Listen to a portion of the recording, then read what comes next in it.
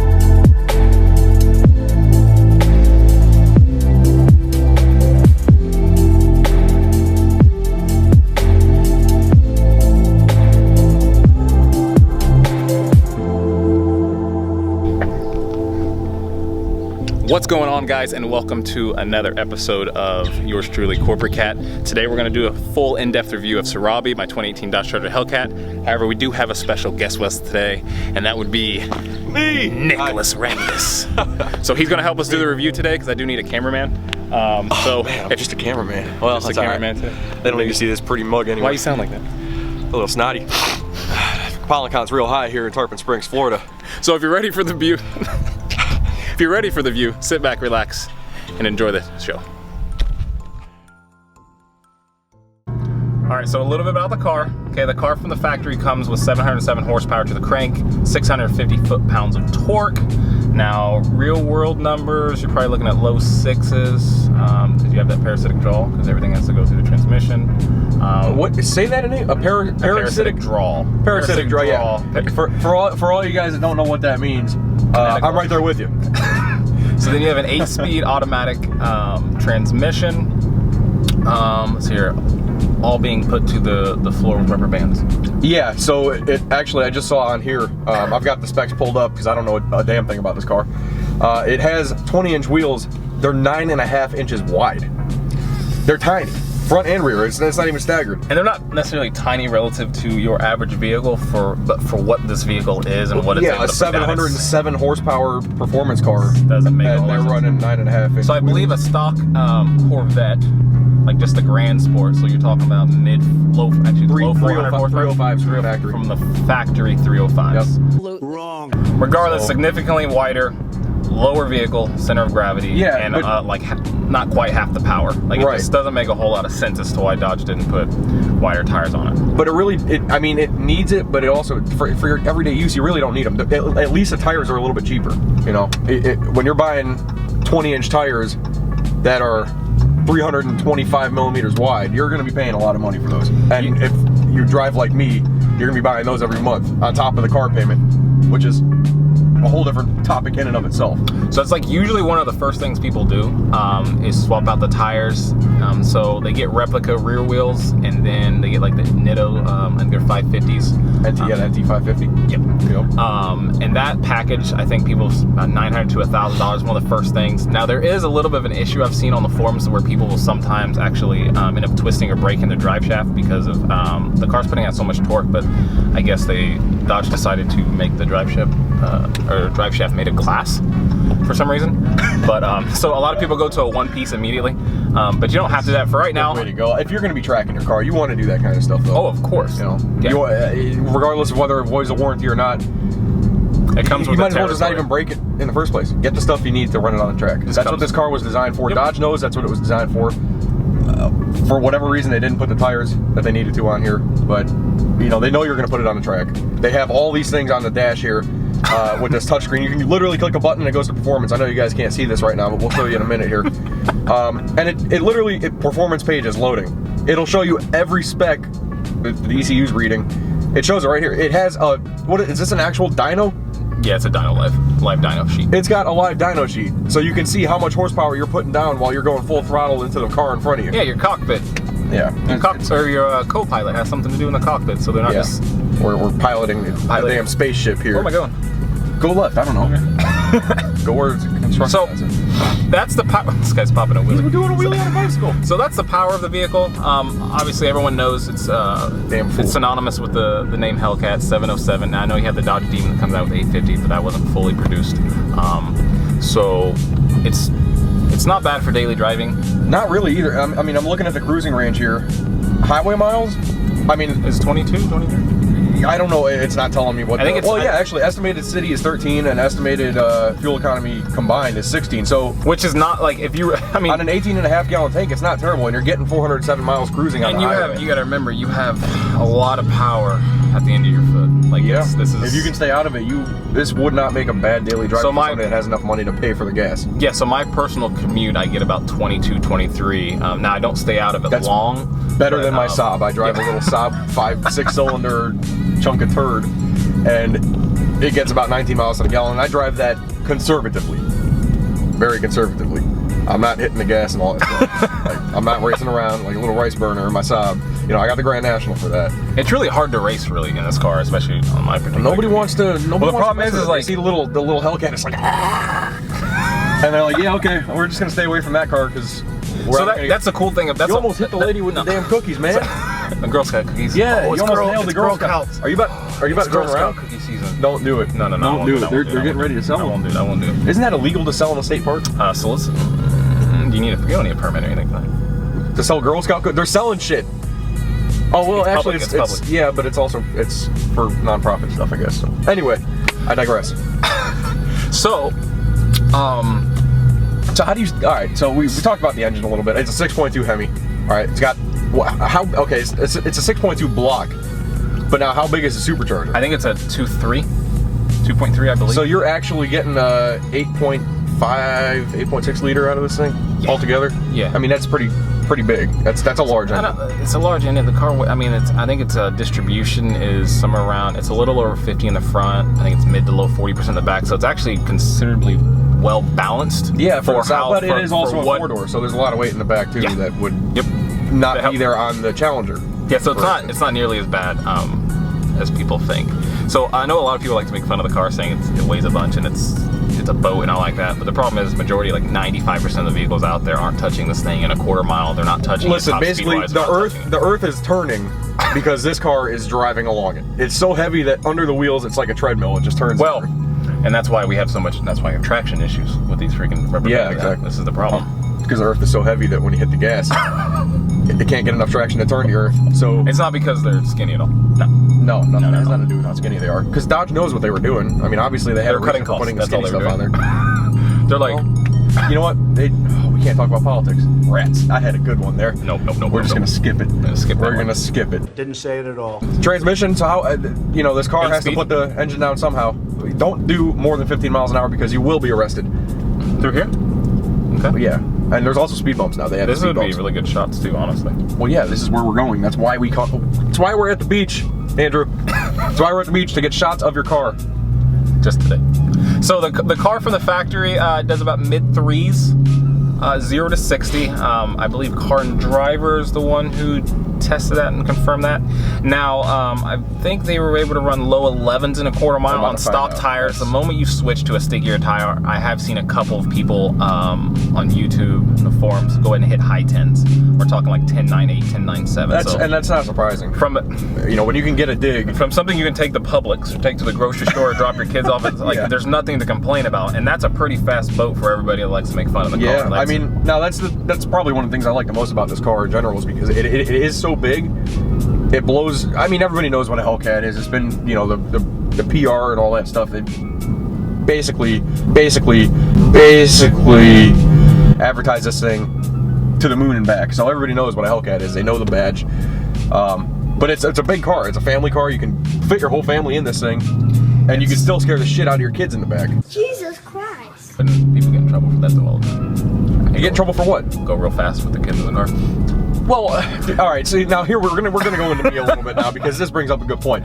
You know, back in my day, which is, Tell us more. oh god, yeah, it's probably like 20 years ago. I don't know. When I was a kid, my dad had like a 1,000 horsepower Camaro, 1968. He would put me in the back of it, and he'd do laps around the block, and he'd goose it, and that's how I'd fall asleep. You know, nowadays, God forbid you go fast with a kid in the car.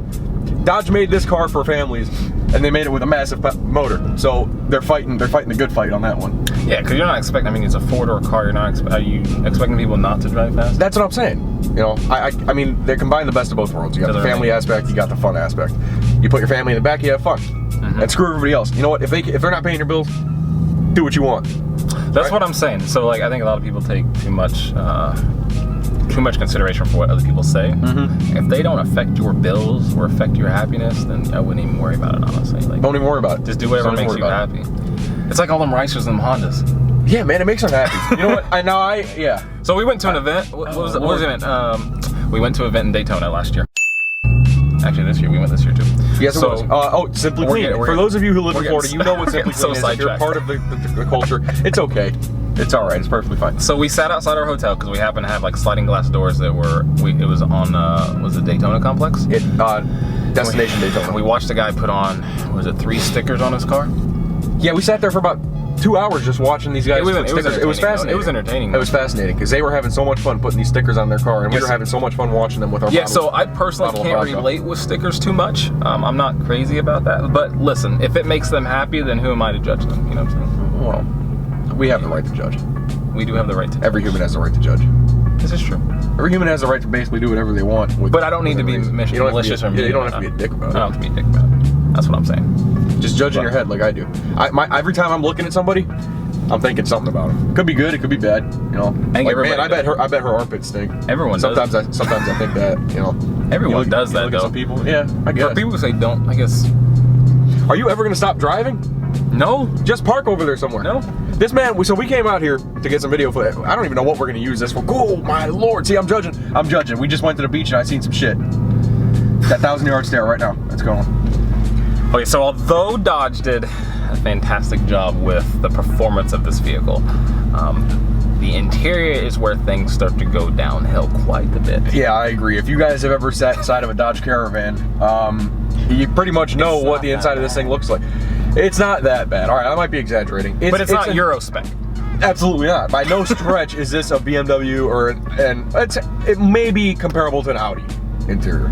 The Audi interiors are kind of the same stuff. And so the dash, all right, you have like your typical kind of. It's not plastic, but it's got like a little. It's like that foamy, cushioned kind of textured look. I mean, it should wear well. Like I shouldn't have. Yeah, it's not. I don't think it's gonna crack. Now Dodge has always had an issue with their dashes cracking over time.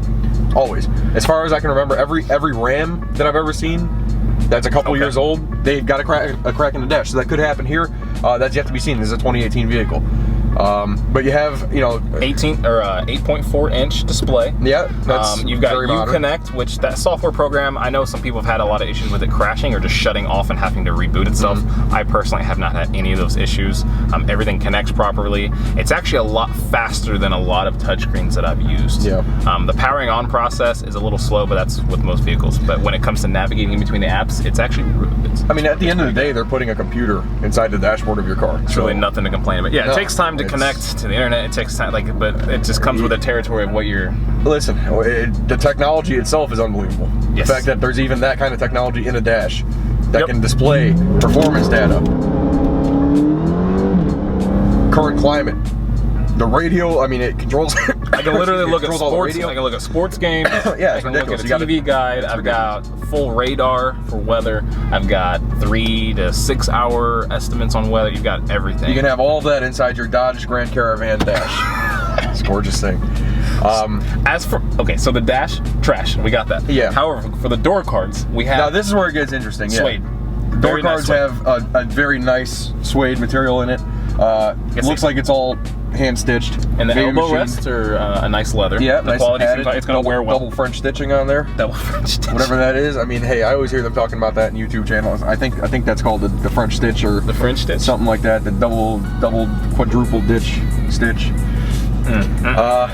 But you know, it looks good. It looks good. They've got a nice little chrome, kind of like darkened tinted chrome insert. So in the here. quality of the entire door is predominantly plastic, but yes, the small, just like the dash. the small like subtle details that they did add to it with a little bit of suede, a little bit of leather, kind of makes it feel not as grand caravan-y. Right. Yeah. And now the seats have the same thing. You know, they match the door cards pretty well. It's got the seats suede, are nice. the I suede chose. inserts. They do have a second option where you can get all leather. All leather, I personally like the suede in the center. Sportier, it matches it up. Yes. Pretty nice. So I've got suede in the center. The bolsters on the side are all leather with similar stitching to the I guess the elbow here, the armrest for the door cards.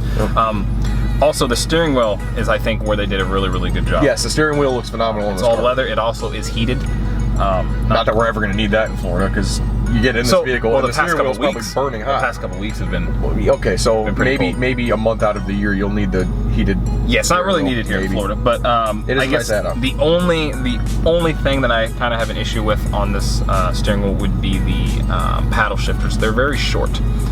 They are not as long or as nice, say, to maybe the GTR. However, this isn't a GTR. No, it's but not. They're a lot nicer on those cars. They're a lot nicer on like the M5. Or I'm sorry, not the M5. Yeah, the M5, the X5. Even Audi's doing a good job. Even with their Audi paddle has shifters. nice I think they're the ones that really started doing the paddle shifters when they first came out. But those interiors are better. Yeah, so, I mean, we're talking European interiors. So you're also talking about the thing you have to take into consideration. It's the price point when it comes to things like that. This is literally the definition of balling on a budget.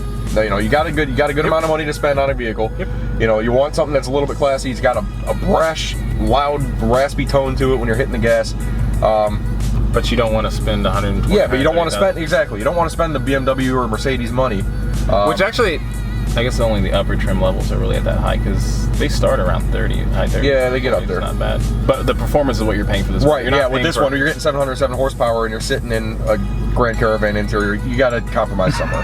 They got the kids in the back. And yeah, you got the kids in the back. So speaking of the back seat actually matches the front seat pretty well. Same thing in this particular vehicle. We have the suede seat inserts, and they're heated as well, just like the front. The fronts are also air conditioned. The backs are not. When we're talking about living in Florida, I'm actually enjoying that right now as we speak. The AC in the seats is phenomenal. You get that nice little blast to your groin. Feels good. Feels good. So, it's spacious in the back. I'm 6'2", and you are 6'5". 6'4". 6'5". I'm about 6 with the boots. Yeah, with the boots, maybe 6'5". Regardless, and I'm not a small man either. I've got, you know, and it's fairly comfortable. Yeah, I've got about 250 pounds on my boots. Would you do a road trip in it? You can do a road trip in this. Yeah, I think with the air-conditioned seats, they recline pretty far back. I mean, the bolsters aren't super tight against you. You know, the seats will lay all the way flat. Really? Yeah, all the way flat. I'm dead serious. Well, I'm about to test that right now. The only reason why it stops is because you hit the thing. Well, that's every car. Every car stops when you hit the back seat. Not all seats go all the way down. Not all. Well, all right, my Grand National doesn't, but that's what I'm saying. It is a comfortable car. At the end of the day, it's a comfortable car. It's a good. You could go on a road trip. Whether you can afford to go on a road trip with this thing or not, when it comes to gas, I don't know. But the interior is well suited for a road trip, I would have to say. So on the 8.4-inch display, you have radio, you have media, climate, apps, and performance.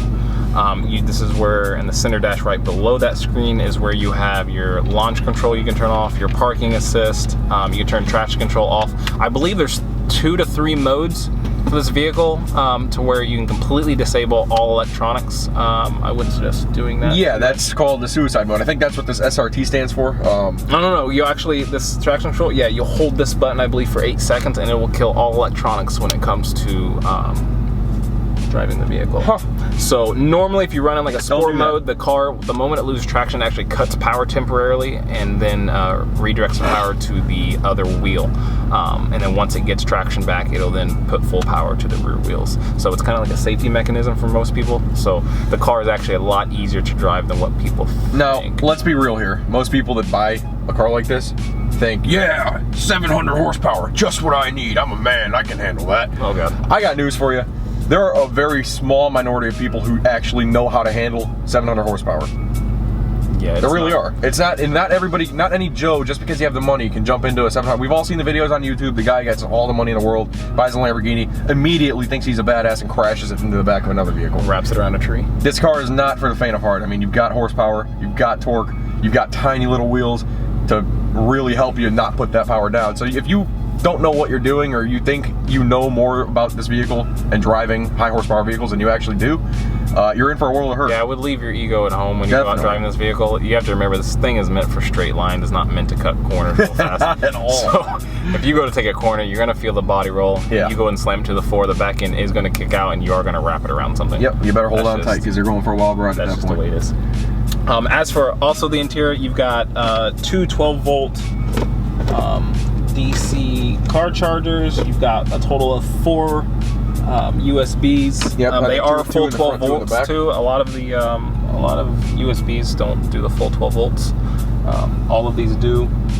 You got the nice SRT logo on the back seats as well. Yeah, that's a nice touch, and it's got the, well, on the front seats you have the SRT lettering, and then you have the Hellcat face. So that's pretty cool. It's a nice touch. Adds a little bit of flair. So that's the thing I actually like about this car. So I was originally upset because I believe the you have the Daytona, you have the RT, sorry, I had an avocado earlier. you have the Scat Pack, all have similar front rear faces, so that they have the venting. So it's actually kind of hard to distinguish. I think the 392 as well also has 392 the does as SRT has actually the same brakes too. So they're really hard to distinguish, I guess, when driving, I guess, past one. So Dodge, I think, was really smart about just putting very minimal badging on these cars. So you will surprise people sometimes. Yep. They'll think that you're just an SRT, and they don't look in the front quarter panel or the back and actually see the cat on the side. And I think if I owned a car like this, or this particular car, I would definitely debadge it and just mess with people. You know, that's not a bad idea. It'll be fun. It'll be fun. But you want people at the same time. You spent $67,000 on a car. You want people to know what kind of car it is. I mean, you didn't spend $67,000 on a factory charger. You spent $67,000 on a charger that has way too much horsepower, way too small wheels, and a Grand Caravan interior. You need people to know that. This is true. This is true. You want to keep the badges on, and it's all personal preference. I personally would like to surprise the shit out of some people. It's minimal, but they're not. A lot of people aren't smart enough to even look, anyways. What do you mean a lot of people aren't smart enough to look? They have eyes, they can see stuff.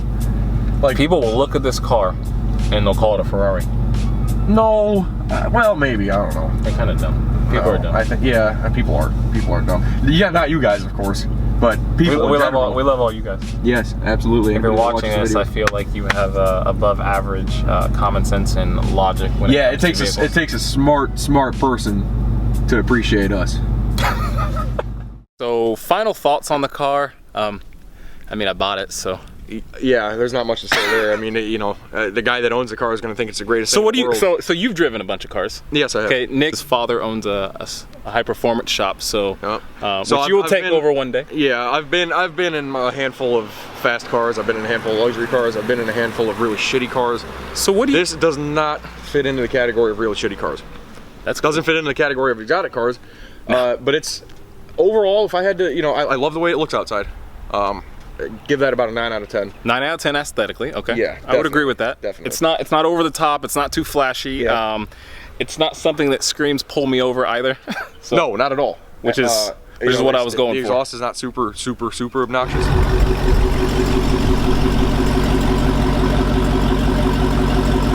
I think it's actually pretty good out of the factory too, so it's not. Yeah, and if you're looking for performance out of the box, you're not going to get it anywhere else. This is literally the #1 performance car to buy, I believe. If you're looking for something in the price range of like $60,000 to $80,000, you're looking for something to fit your family in, and you're looking for something that you can drive comfortably on a daily basis that has a lot of power, this is the way to go. 707 horsepower, like we said. I mean, all the specs are there. So what's the cons? What's your top cons? con? I would have to say the interior for me is a big turnoff. If I was looking for a vehicle in that price range, I'd probably be looking for something with a little bit nicer interior. But like I said, you have to compromise if you like power, performance. Gonna have to make a compromise on the interior because they have to cut costs somewhere. This is true, because I think if you wanted something with power and interior, you're probably doubling your price tag at that point. Yeah, definitely. You're moving into a different category. Definitely. Yep. But Yeah, it's not a luxury It's a car. give and take. It's not It's meant a to be a luxury. typical Nope. American muscle car is what it is. Because there's really look no back in need for the day- horsepower, honestly, either. No, It's just it's Dodge did it just because they could. Exactly. Yeah, basically, that's exactly what it is. And that's the American way to do it, because I can. America. That's all there is to say. That's all America. So that's our final thoughts on it. If you like what you guys saw today, go ahead and hit that subscribe and like button down below. But we've got a lot of really cool things coming up next week. We're going to start filming a Porsche 911. I think we're going to do a trailer on that. Yep. And then we have, what year is your? 87. An 87 Grand National. So Yeah, that's going to be cool. it's going to be new and old cars, but we like to, I guess, Change it up cater a bit to sometimes. cater to You know, everyone. we It's a got variety. something for everybody. Yep. So we'll catch you guys in the next one. See you.